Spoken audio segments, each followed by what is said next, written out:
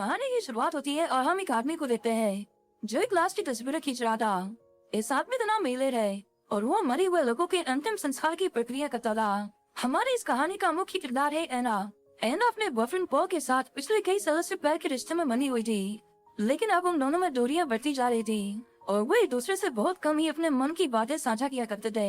एना अपने अंकल के अंतिम संस्कार में शामिल होने जाती है और हम यहाँ एलेट को देखते हैं जो खिड़की से छुपकर एना को देख रहा था। उस रात एना पॉल के साथ डिनर पर जाती है और वहाँ पॉल उसे अपने बारे में बहुत बड़ी खुशखबरी सुनाता है। आज पॉल के लिए बहुत बड़ा दिन था क्योंकि उसका प्रमोशन हो गया था और उसे काम करने के दूसरे शहर भेजा जा रहा था। वो अपनी तरक्की के बारे में एना को बहुत खुशी से बता रहा था, लेकिन जब एना उससे उन दोनों के रिश्ते के बारे में पूछती है तो पॉल की बात उसका कोई जवाब नहीं था।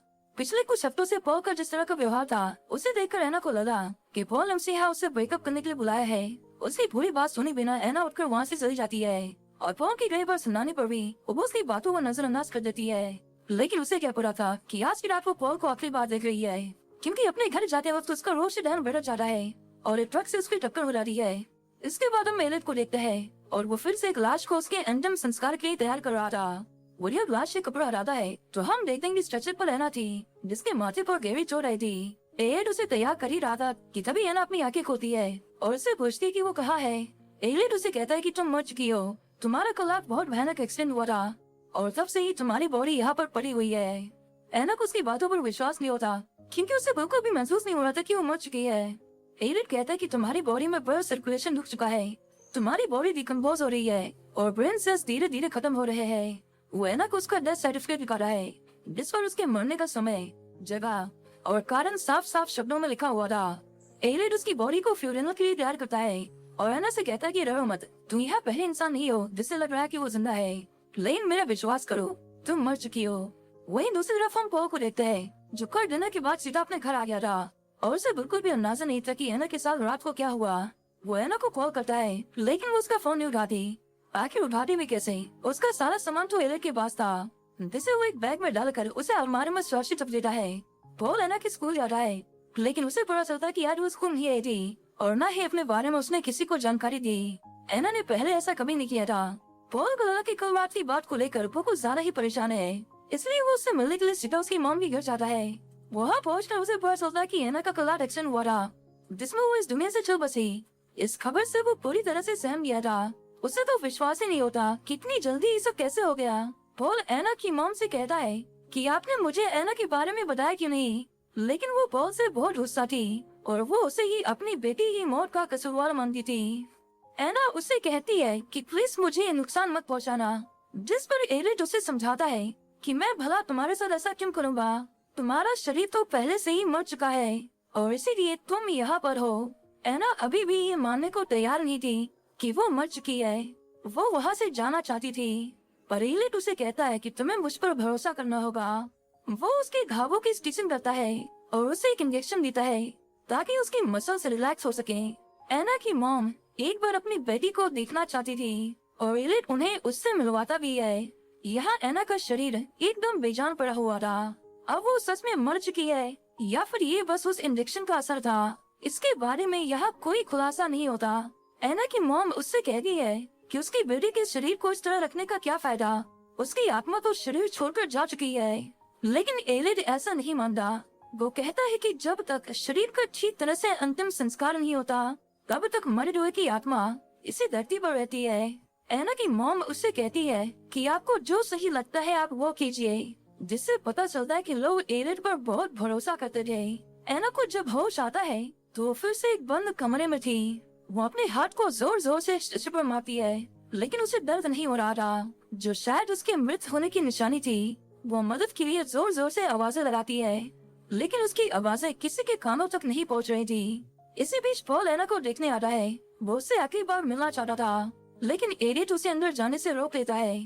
पॉल ने उसे काफी समझाने की कोशिश की कि वो उसका मंगेतर है और वो बस उसे एक नजर देखना चाहता है, लेकिन मरे हुए से सिर्फ उसके परिवार वालों का मिलना अलाउड था।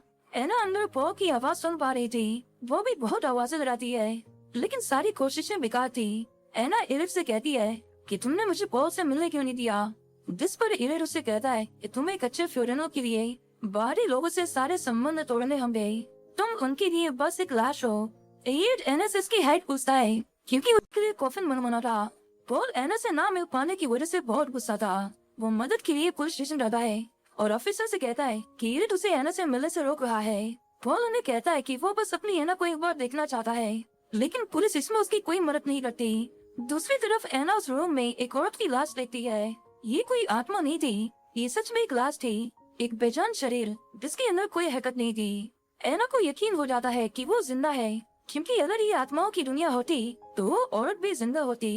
एलियट जब वापस लौटता है तो एना उस पर हमला करके वहाँ से भागने की कोशिश करती है, लेकिन हाइट छोटी होने की वजह से वो लॉक तक नहीं पहुँच पाती। एलियट ऐसी सिचुएशन में भी बहुत शांत था। वो एना के पास जाता है और उसे कहता है कि अगर तुम मुझे मारना चाहती हो तो मार सकती हो, चलो एक बार कोशिश करो। लेकिन एना उसे नुकसान नहीं पहुंचाना चाहती थी, उसे बस अपने घर जाना था। वो कहती है कि अगर मैं मर चुकी हूँ तो मेरी सांसें कैसे चल रही है, मैं तुमसे बात कैसे कर पा रही हूँ। एलियट उसे कहता है कि तुम मुझसे बात कर पा रही हो इसलिए नहीं कि तुम जिंदा हो, बल्कि इसलिए क्योंकि मेरे पास एक गिफ्ट है, एक गिफ्ट मरे हुए लोगों से बात करने का। एना को जब दोबारा होश आता है तो वो देखती है कि वही मरी हुई औरत उसके सामने खड़ी उससे बात कर रही थी। वो कहती है कि तुम अभी तैयार नहीं हो। काली परछाइयां उसे एक अंधेरे कमरे में खींच ले रही है और ये पूरा दृश्य उसके लिए जहन्नुम से कम नहीं था। लेकिन ये सब उसका सपना था। जब उसकी आँख खुलती है तो वो अकेली थी।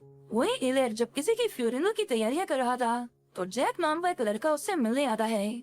दरअसल वो एना से मिलने आया था क्योंकि वो उसकी स्कूल टीचर थी। जैक उससे पूछता है कि क्या सभी लोगों का इसी तरह अंतिम संस्कार किया जाता है, जिस पर एलियट उसे जवाब देता है कि नहीं, हर मरे हुए आदमी की अपनी अलग अलग आवाजें होती हैं और उन्हें उनके तरीके से ही विदा किया जाता है। वो एक बच्चे से मरे हुए लोगों के बारे में डिस्कस नहीं करना चाहता था, इसीलिए वो उसे यहाँ सिर्फ एना के फ्यूनरल के दिन आने को कहता है।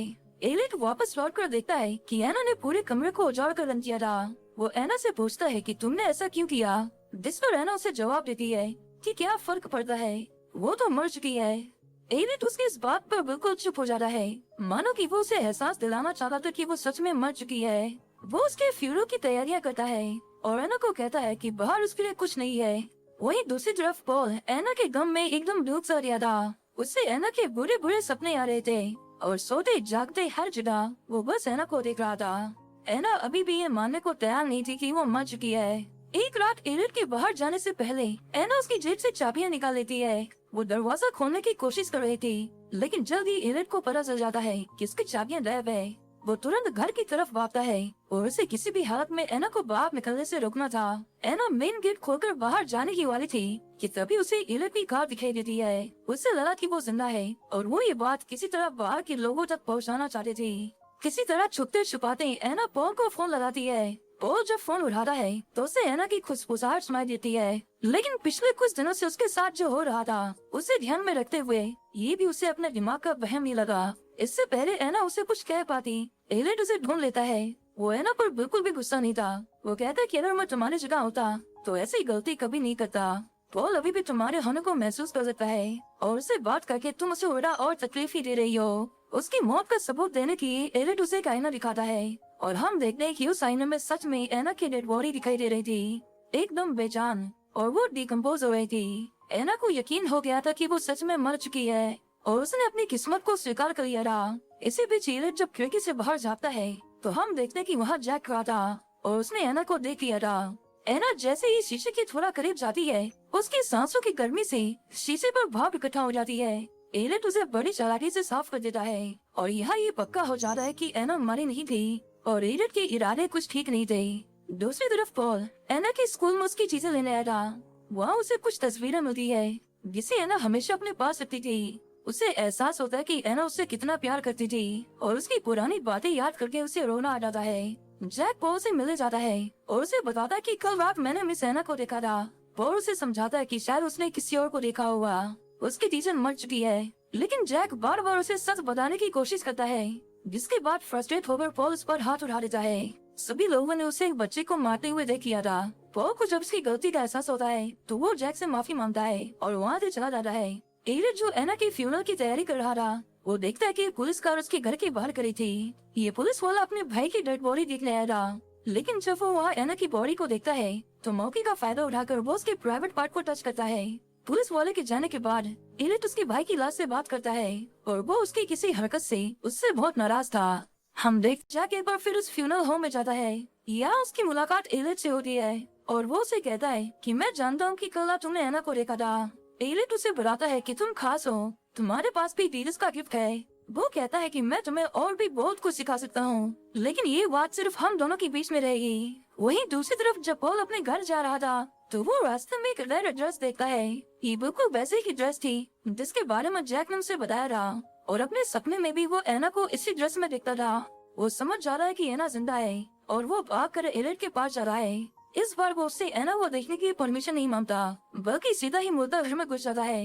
एना पॉल की चिल्लाहट और दरवाजा पिटने की आवाज सुन पा रही थी, लेकिन होश में होते हुए भी वो उससे मदद की गुहार नहीं लगाती। इसके बाद पॉल पुलिस के पास जाता है, लेकिन कोई भी पुलिस वाला उसकी बातों पर यकीन करने को तैयार नहीं था। एक तो पॉल ने जैक पर हाथ उठाया था और ऊपर से उसकी एना को जिंदा समझने की जिद की वजह से वो उसे पागल समझने लगे थे। हम देखते हैं कि एलिट एना को उसकी अंतिम विदाई के लिए तैयार करता है। उसे तैयार करने के बाद वो कुछ ऐसा करता है जिसकी हमें बिल्कुल भी उम्मीद नहीं थी। वो एना के लिए बाहर जाने का रास्ता खोल देता है और उसे कहता है कि अगर तुम बाहर जाना चाहती हो तो जा सकती हो। एना एक बार के लिए हिम्मत तो करती है, लेकिन बाहर जाने के बारे में सोचते ही उसे मन में बुरे बुरे ख्याल आने लगते हैं और वो खुद अपनी मर्जी से बाहर न जाने का फैसला करती है। अगले दिन जैक और एलिट मिलकर एना की एक बहुत बड़ा गड्ढा बनाते हैं। वो जैक से पूछता है कि तुम्हें पता है कि हम एना को क्यों दफना रहे हैं। जैक उसे जवाब देता है कि वो मर गई है, शायद इसीलिए। लेकिन एलिट उसे कहता है कि वो मरी नहीं है, वो जिंदा है, लेकिन उसके अंदर अब जिंदगी नहीं बची है। यहाँ मैं ही हूँ जो अंदर से मरे हुए लोगों की पहचान कर सकता है। लोग जिनकी जिंदगी का कोई मकसद नहीं है वो अपनी जिंदगी की कदर नहीं करते। इस दुनिया में उसी को जीने का हक है जो सच में जिंदा रहना चाहता है, न कि एना जैसे लोग। मुझे ऐसे लोगों को दफनाना पड़ता है, मेरे पास कोई चॉइस नहीं है। पर अब मैं अकेला नहीं हूँ, तुम्हें भी ऊपर वाले ने मेरे जितना काबिल बनाया है। एलिट जब एना को फिर से इंजेक्शन लगाने वाला था तो एना की रिक्वेस्ट थी कि वो जाने से पहले आखिरी बार अपना चेहरा देखना चाहती है। एलिट उसकी ख्वाहिश पूरी करता है और उसे एक आईना लाकर देता है, लेकिन जब एना उसे थोड़ा करीब लाकर एक लंबी सांस लेती है तो हम देखते हैं कि उस शीशे पर भाप इकट्ठा हो जाती है। एना समझ जाती है कि वो मरी नहीं है और एलिट उसे झूठ बोल रहा था। वो मदद के लिए चिल्लाने लगती है, पर अब बहुत देर हो चुकी थी। एना की बॉडी को सभी के सामने लाया जाता है, लेकिन वो होश में नहीं थी। पॉल यहाँ एना की बॉडी को पहली बार दिखा था और अब उसे यकीन हो गया था कि एना मर चुकी है। वो उसे अपनी एंगेजमेंट रिंग पहनाता है और उसे अलविदा कहता है। एलिट ये सब होते हुए देख रहा था, लेकिन जब उसकी नजर एना पर पड़ती है तो तुरंत ही कॉफिन को बंद कर देता है। फ्यूनरल के बाद जैक पॉल से मिलने जाता है और उसे एना की मौत के लिए अफसोस जताता है। एलिट खिड़की से उन दोनों को देख रहा था और उसके चेहरे पर एक खुशी थी। हम उसके घर में ढेर सारे लोगों की तस्वीरें देखते हैं जिन्हें उसने इसी तरह जिंदा दफनाया था, और अब उन लोगों में एना भी शामिल थी। एना को जिंदा दफना दिया जाता है। वो कॉफिन के अंदर से मर्द के लिए बहुत चिल्लाती है, लेकिन उसकी आवाज कोई नहीं सुन सकता था। पॉल फ्यूनरल के बाद खूब शराब पीता है। एलिट उसे बताता है कि इस दिन शराब पीना मरी हुई की तौहीन है, लेकिन पॉल उसे कहता है कि मुझे पता है कि वो जिंदा है। वो अभी भी मानने को तैयार नहीं था कि एना मर चुकी है। एलिट उसे कहता है कि हो सकता है कि तुम सही हो, क्या पता वो जिंदा हो। तुम खुद जाकर एक बार उसे क्यों नहीं देख लेते, तुम्हारे पास वैसे भी टाइम बहुत कम है। ये सुनने के बाद पॉल उसे सभी के सामने मारने लगता है और वो एना को बचाने के लिए कब्रिस्तान की ओर निकल जाता है। पॉल बहुत तेज गाड़ी चला रहा था कि तभी अचानक से अंधेरा छा जाता है और कुछ देर बाद पॉल देखता है कि उसके आसपास ढेर सारी एम्बुलेंस थी। वो किसी तरह कब्र तक पहुंचकर एना को उसके कॉफिन से बाहर निकालता है और हम देखते हैं कि एना की सांसें अभी भी चल रही थी, लेकिन तभी बात करते करते उसका शरीर गायब हो जाता है। पॉल बेहोश हो जाता है और जब उसकी आँख खुलती है तो वो भी एना की तरह उसी मुर्दा घर में था। एलिट उसे बताता है कि तुम एना तक कभी पहुंच ही नहीं पाए। उस रात रास्ते में तुम्हारा एक्सीडेंट हो गया और तुम मर गए। पॉल के साथ भी एलिट वही माइंड गेम्स खेलता है जो उसने एना के साथ खेले थे। वो कहता है कि तुम मर चुके हो, लेकिन पॉल ये मानने को तैयार नहीं था। आखिर में उसकी चीख के साथ ही मूवी यहीं पर खत्म हो जाती है। यह आपको क्या लगता है कि एलिट के पास सच में मरे हुए लोगों से बात करने की पावर्स थी, या फिर वो एक सीरियल किलर था जिसे लोगों तड़पा कर मारने में मजा आता था? हमें कमेंट्स करके अपनी राय जरूर बताएं। Hit the subscribe and like button and don't forget to comment.